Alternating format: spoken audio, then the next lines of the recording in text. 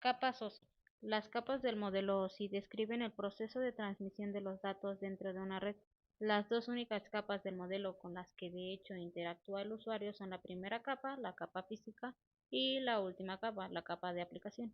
Cada capa individual del modelo OSI tiene un conjunto de funciones que debe realizar para que los paquetes de datos puedan viajar en la red desde el origen hasta el destino.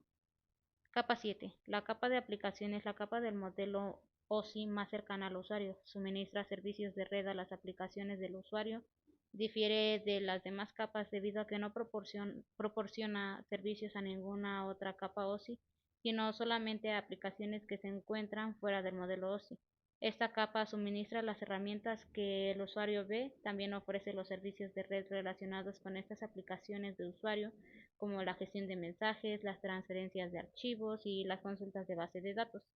Los protocolos que incluyen esta capa son los siguientes. Capa 6. La capa de presentación garantiza que la información que envía la capa de aplicación de un sistema pueda ser leída por la capa de aplicación de otro. De ser necesario, la capa de presentación traduce entre varios formatos de datos utilizando un formato común. Por ejemplo, cuando se envía un mensaje entre dos computadoras, existe entre ellas una comunicación virtual en la capa de sesión, lo cual es del todo lógico, ya que esta es la capa que controla la comunicación entre ambas computadoras por el entorno físico de la red. Capa 5. La capa de sesión es la encargada de establecer el enlace de comunicación o sesión entre las computadoras emisora y receptora. Esta capa también gestiona la sesión que se establece entre ambos nodos. Además de regular la sesión, la capa de sesión ofrece disposiciones para una eficiente transferencia de datos, clase de servicio y un registro de excepciones acerca de los problemas de la capa de sesión, presentación y aplicación. Los protocolos que operan en la capa de sesión pueden proporcionar dos tipos distintos de enfoques para que los datos vayan del emisor al receptor: la comunicación orientada a la conexión y la comunicación sin conexión. Capa 4. La capa de transporte es la encargada de controlar el flujo de datos entre los nodos que establecen una comunicación.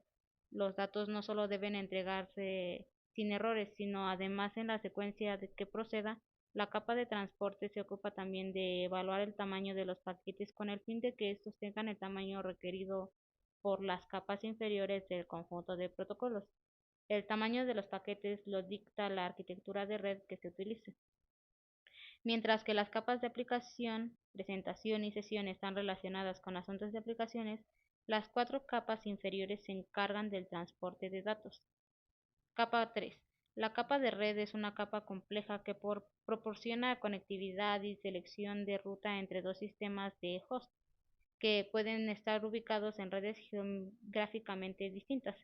La determinación de la ruta que deben seguir los datos se produce en esta capa, lo mismo que el intercambio efectivo de los mismos dentro de dicha ruta. La capa 3 es en donde las direcciones lógicas pasan a convertirse en direcciones físicas. Capa 2. La capa de enlace de datos proporciona tránsito de datos confiable a través de un enlace físico. Al hacerlo, la capa de enlace de datos se ocupa del direccionamiento físico, la topología de red, el acceso a la red, la notificación de errores, entrega ordenada de tramas y control de flujo. Cuando los paquetes de datos llegan a la capa de enlace de datos, estos pasan a ubicarse en tramas que vienen definidas por la arquitectura de red que se está utilizando. En los conjuntos de protocolos de red se utilizan ambas estrategias de comunicación, la que precisa de una conexión y la que no, para desplazar los datos por la red. Por lo general, en la capa de sesión opera más de un protocolo para gestionar estas estrategias distintas de comunicación. Capa 1. En la capa física, las tramas procedentes de la capa de enlace de datos se convierten en una secuencia única de bits que puede transmitirse por el entorno físico de la red. La capa física también determina los aspectos físicos sobre la forma en la que el cableado está enganchado a la NIC de la computadora. La capa física define las especificaciones eléctricas, mecánicas, de procedimiento y funcionales para activar, mantener y desactivar el enlace físico entre sistemas finales. Las características tales como niveles de voltaje, temporización de cambios de voltaje, velocidad de datos físicos, distancias de transmisión máximas, conectores físicos y otros atributos similares son definidos por las especificaciones de la capa física. En la computadora receptora de datos, la capa física es la encargada de recibir la secuencia única de bits, es decir, información formada por 1 y por 0.